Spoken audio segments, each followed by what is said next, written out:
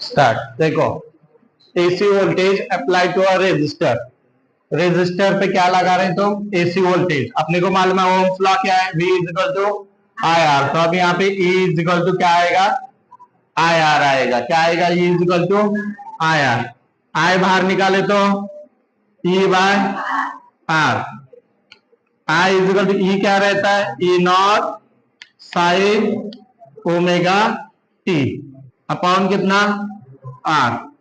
अब ये दोनों E naught by R, E naught by R क्या बनते? देखो, I is equal to I naught sine omega T.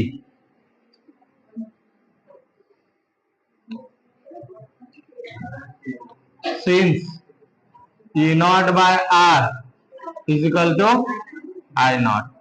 कौन बोलेगा ई नॉट मतलब peak value of EMF? I not यानी तो कितना करंट मिल रहा है मुझे इसमें, ऐसे सर्किट में कितना करंट मिल रहा है? तो I is equal to I naught sine omega T. ये हुआ पहला पार्ट। दूसरा पार्ट है तुम्हारे को इसकी डायग्राम, उसको बोलते हैं graph of I and I versus omega T. क्या रहेगा? ग्राफ, बोलो, graph of E and R versus omega T. सही है क्या? तो ग्राफ देखो कैसा रहेगा।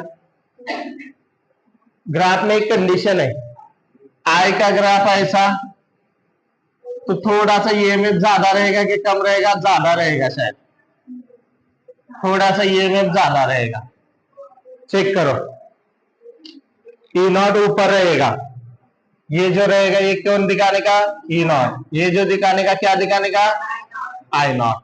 अब सबको मालूम है यहाँ पे 0, यहाँ पे पाई बाय 2, यहाँ पे पाई, यहाँ पे 3 पाई बाय 2, यहाँ पे 2 पाई। एक साइकिल कंप्लीट। फिर इसके बाद भी तुम आगे बढ़ सकते हो ऐसा। नेक्स्ट, नीचे क्या आएगा? इधर से इधर माइनस आई नॉट, और ये क्या आएगा? Minus E not. ग्राफ समझा? ई और आर, ई और आर। ये ग्राफ किसका? ई और इसकी फेजर डायग्राम। अब दोनों में फेज डिफरेंस है क्या? देखो, फेज डिफरेंस नहीं है, दोनों एक ही पॉइंट से चालू हो रही, तो फेज डिफरेंस नहीं है। तो फेजर डायग्राम बोलने का अगले स्टाइल क्या बोलने का? Phasor diagram. बहुत आसान है, ये पहला पॉइंट इजी है। फेजर डायग्राम तो इसे देखो, दोनों भी एक डायरेक्शन को दिखाने का। ये पहला, ये दूसरा, दोनों के लिए लाइन खींचने का सीधा सीधा सेंटर। अब ये जो रहेगा पहला कौन रहेगा? ई नॉट। दूसरा कौन रहेगा? आई नॉट। यहां से यहां तक ई नॉट साइन ओमेगा टी। दूसरा जो रहेगा यहां से यहां तक आई नॉट साइन ओमेगा टी। इधर आएगा ई नॉट, इधर आएगा आई नॉट। आई है क्या? एक्चुअल ई और आई ना, ई और आई। इधर देने का y एक्सिस, इधर देने का x एक्सिस, और ये जो एंगल रहेगा इसको बोलते हैं ओमेगा टी का एंगल।